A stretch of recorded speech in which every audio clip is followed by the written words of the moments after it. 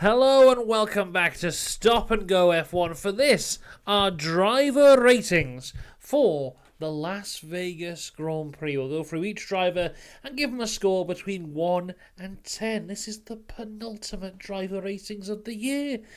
I, for one, cannot believe it. Make sure you subscribe because not only have we got this driver ratings video, but next weekend, we'll have all the coverage of the Abu Dhabi Grand Prix, starting on Friday with the preview. Then we'll cover the qualifying on the Saturday, main race on the Sunday. Then the final driver ratings will be a week today on Monday, unless we forget F2 is back as well, so we'll be covering all the F2 next weekend as well. I cannot wait. It's been a while since I've had my F2 fix, and that will be back next weekend. But let us get into this then. It is the driver ratings for the Abu Dhabi Grand Prix. Firstly, let's bring up our incredible visuals. There he is, little Logan Sargent. Here's our driver scores. We'll fill it in as we go along. So, let's start with the Williams team and Logan Sargent. Now, this is an interesting one because you have the Williams team who were incredible on Saturday. Just really, really good. Then on the Sunday, they just weren't good at all. They just reverted to normal. I mean, if you told me going into this weekend that the Williams would finish 12th and 16th, I'd go, well, that sounds like an average Williams weekend. If you then told me, well, actually, they started 5th and 6th, you go, what the hell happened there? So, for me, it's really rather difficult to grade these guys because I don't normally give a score more based on qualifying. My scores that I give out are 90% what happened on the Sunday. But I feel when a qualifying is that good, and it's not like they made any huge mistakes, really, their car just wasn't good enough in race pace. Like, I remember in Hungary when Zhou qualified 4th and then had a crash on the first corner, I gave him a really low score because he messed it up. But these guys, I don't think they did mess it up. They just did exactly as good as they could have done in that car. So, I've given Logan Sargent a 7, and I've given Alex Albon a 7. And I feel that is relatively fair. Let's move across now to the Alfa Tauri of Daniel Ricciardo.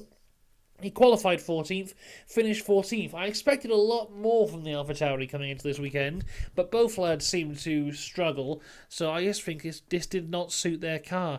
The last few races, they've been doing really well. It's like, Daniel Ricciardo did fantastically in Mexico, as did Yuki, until he had that incident with Oscar Piastri. Then we went to Brazil, and both guys did very well again, despite Ricciardo being unfairly a lap down, but we've covered that already.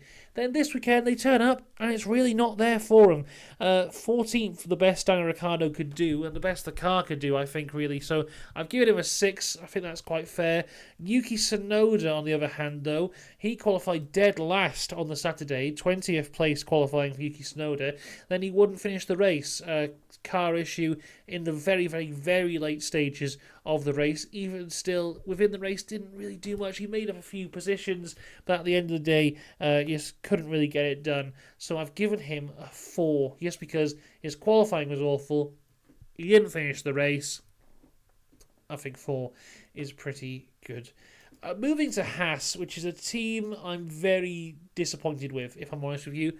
I went into this race, I've been thinking for months now, this is it. This is the race where the Haas is going to shine. The car that sets its tyres on fire at the race where you need your tyres to be as hot as possible because it's so cold. The Haas is going to turn up. It's going to have an incredible qualifying. The race pace isn't going to fall away. The Haas is the one to back for Las Vegas.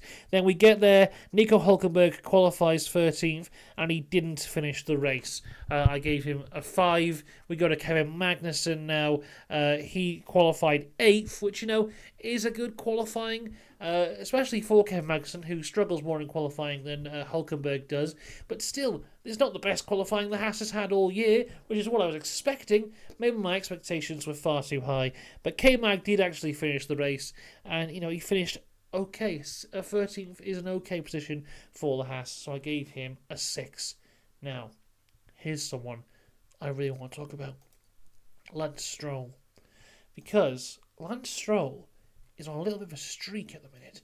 I believe it is a streak of 2, but that's the longest streak he's had of very good race performances in a long time, especially this season. I can't remember the last time I spoke back-to-back races praising Lance Stroll, because my God, this is fantastic. Qualified 19th, obviously not great. Finished the race 5th. Unbelievable from Lance Stroll. And this is what I'm saying about how we have to focus more on the race than qualifying, because qualifying is just one lap where anything could really happen. In the race, you have to be consistent all the time, and that's what Lance was. He started on the softs, pitted under the safety car, massively benefited from there, and then just went for it and kept up the pace. It's his 3rd top 5 finish of the year, his only top 5 finish of the year, where I can honestly say that everyone who DNF'd probably wouldn't have beaten him if they had finished the race. Fantastic stuff from Lance Stroll. To have him finishing 5th and Alonzo finishing 9th. Incredible. Lance's best race of the year, I think. Easily. Really, really impressive stuff from Lance Stroll, especially when, he's just been consistently criticised all year. And, I'll hold my hand up that I've been criticising him all year as well, because he hasn't been good enough. His confidence is probably shot when he turned up here at a track he had no idea what it was going to be. It seems like a difficult track. He turned up, he bossed it. Fantastic stuff from Lance Stroll. 10 out of 10. I don't care about the qualifying lap. If you go from 19th to 5th in a car like the Aston, you deserve a 10. We'll talk about Fernando Alonso, though, because he qualified 9th, then he got, he caused a lap 1 incident because he just had no grip and just spun by himself, got hit twice by Valtteri Bottas into turn 1. He pitted on the first lap under virtual safety car, and then, he just had a kind of nothing race, really. He kind of fought his way through with a lot of the guys who pitted early, and then he was just there. I mean, towards the end, it seemed like all his pace disappeared. He had a lot of guys overtaking him at the end. I did expect a little bit better from Fernando, especially considering his performance in Brazil, when we thought the Aston's back here. But it looks like maybe the Aston's back a little bit, but maybe not as consistent as it was at the start of the year. I've given Alonso a 7, though, because I think overall it was a decent performance, an okay qualifying, and then a good recovery drive from that incident on the first lap. Across to Alfa Romeo now, and Alfa Romeo had a proper Alfa Romeo weekend. And what I mean by that is non-eventful. Zhou Guanyu qualifies 17th, finishes the race in 15th, so I gave him a 6 for that. Okay race for him. Then Bottas is another one of those guys who had a fantastic qualifying, then just disappeared. So Bottas qualifies in 7th. He finishes 17th, which is actually last of all the guys who are actually going. So that should be studied, really, how you have one lap pace good enough to be in the top 10, but your actual race pace is the slowest of anyone who finished the race. So, yeah, not a great weekend for Valtteri. Gave him a 4.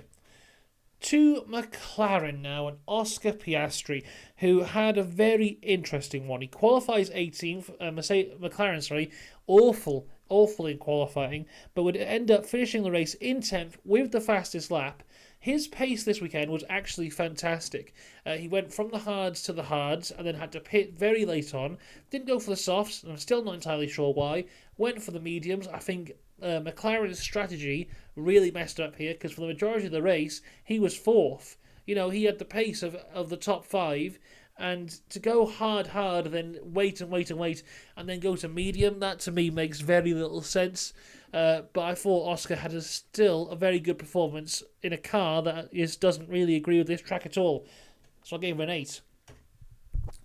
To his teammate now, Lando Norris.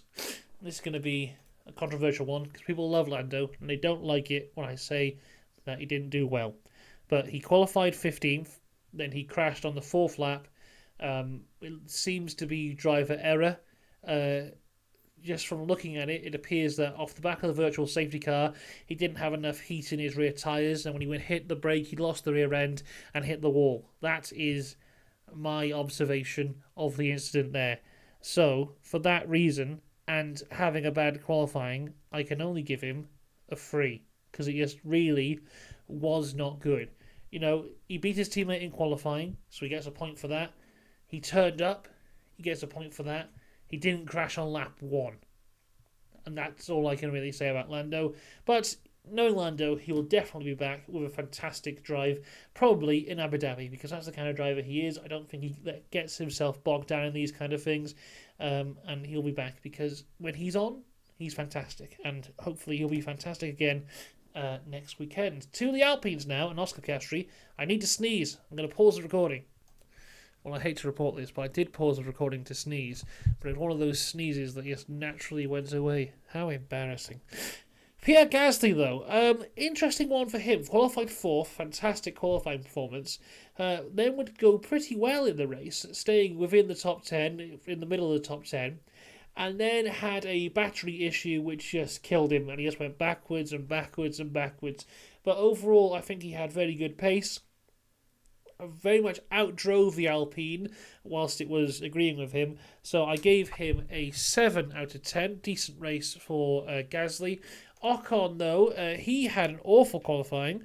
Out in Q1, qualified 16th, but would finish the race in 4th, which is a fantastic drive from him there. Really impressive stuff. He may have defied team orders at one point, we're not entirely sure, but overall, a fantastic race. And if you look at some of the names that he actually beat, who he started behind, like he started behind the likes of Carlos Sainz, he started behind both of the Mercedes, he started behind a lot of guys, and he still got ahead of them and beat them.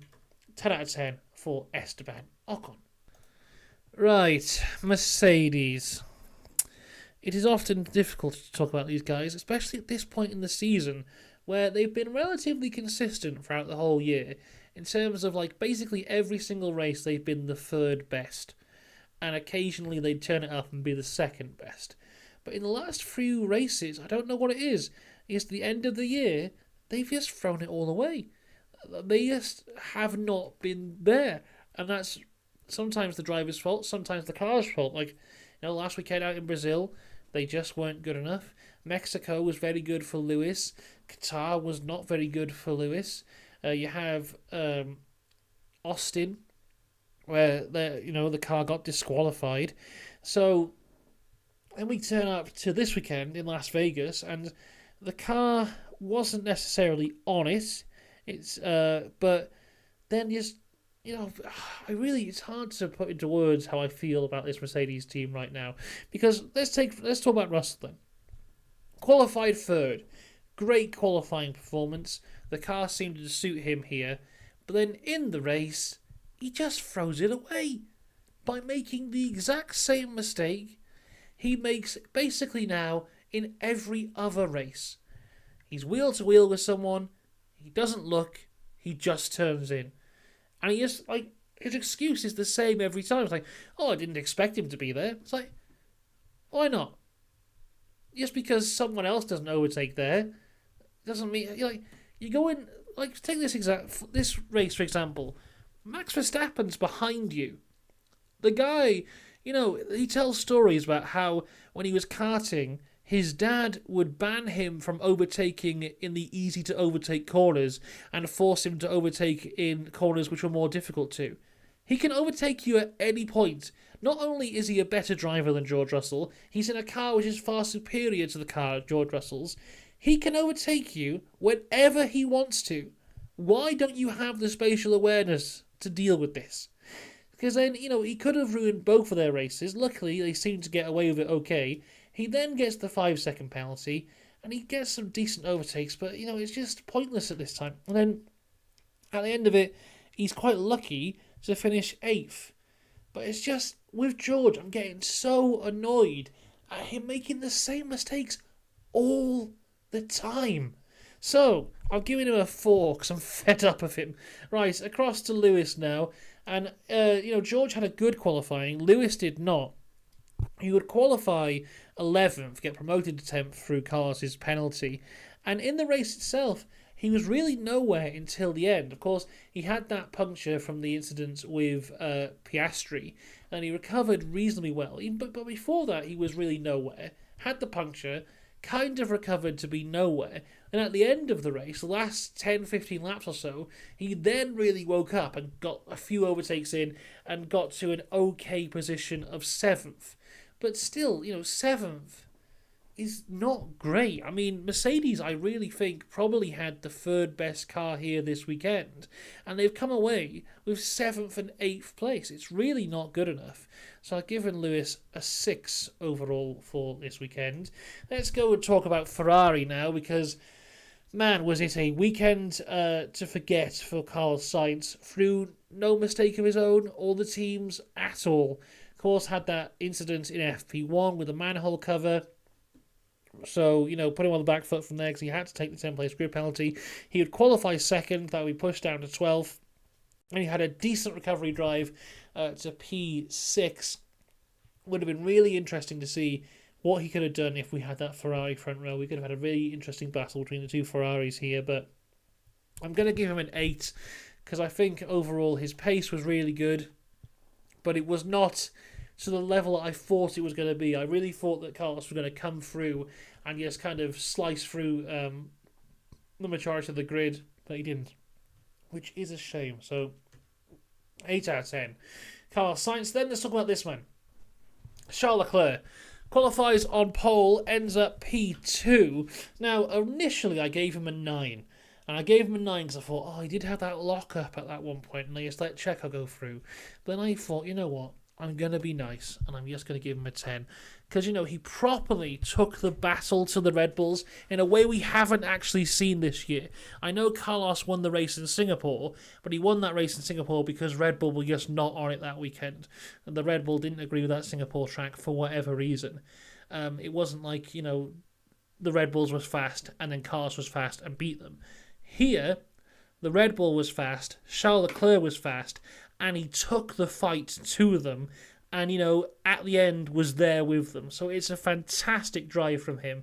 And I think I've said this before about Charles, but you can tell how good Charles is by the way Max reacts to him.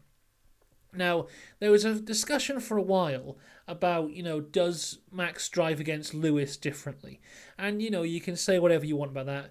I think maybe he does, but not to the extreme extent that other people think he does. And if anything, I do think that Lewis drives against Max a little bit differently.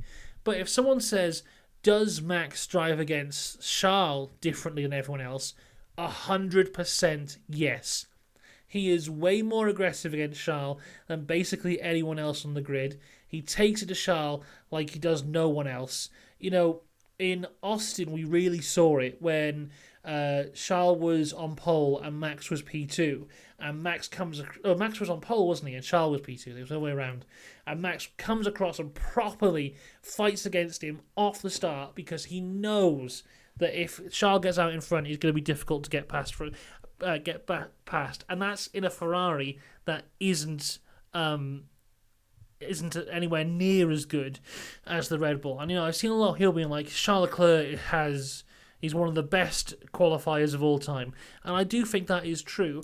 But unfortunately, he has got this statistic around him now of so many poles in a row that he hasn't converted into a win. And I think people use that against him. But it's not fair because it's not his fault. His car is not as good as the Red Bull, which, quite frankly, you could honestly say is the greatest Formula 1 car of all time. So, yeah, Charles Leclerc, he's really good. And he showed it here, and hopefully next year Ferrari will have a car good enough for him to go up against Max. Because even though they had that last year, I think Charles made a lot of mistakes last year, and I think he carried that through into the start of this year. If you go back and look at some of the races at the start of this year, there are a few mistakes there from Charles again. But I think throughout this year, he's very much matured to the point he is now, where if he had a car which is good enough to go against the Red Bull, I think he'd do a fantastic job. So 10 out of 10 for Charles Leclerc.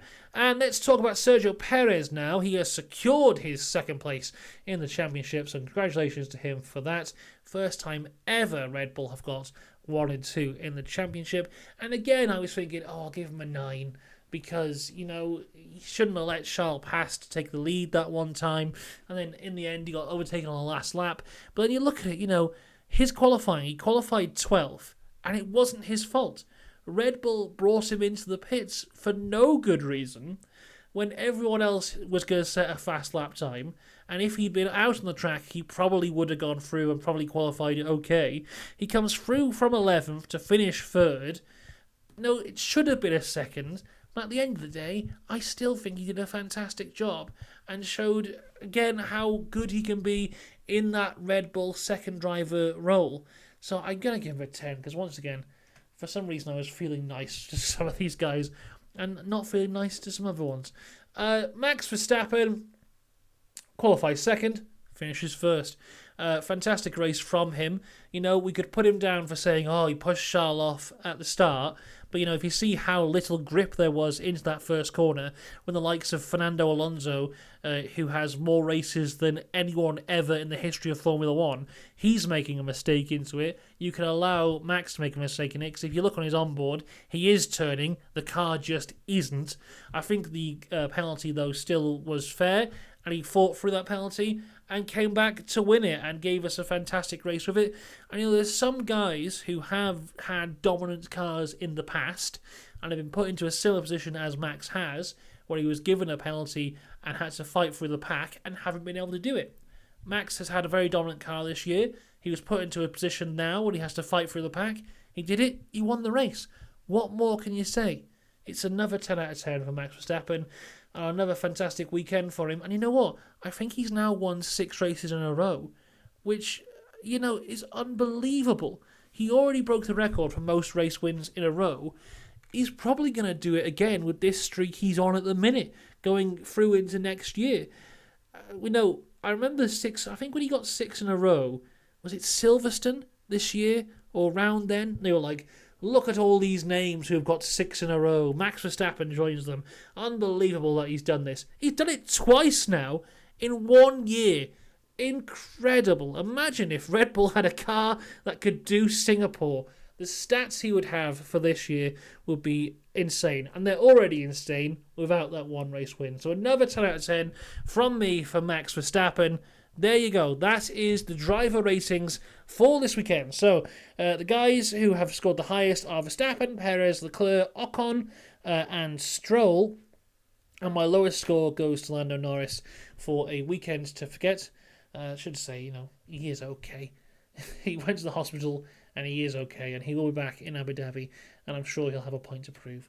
So there you go. That is the driver ratings for this weekend. As I said, we'll be back next weekend for all things Abu Dhabi, the final race of the year. I'm going to wear a tie on Sunday to celebrate the whole thing. My goodness. I'll see you then. Until next time, have a good one. Goodbye.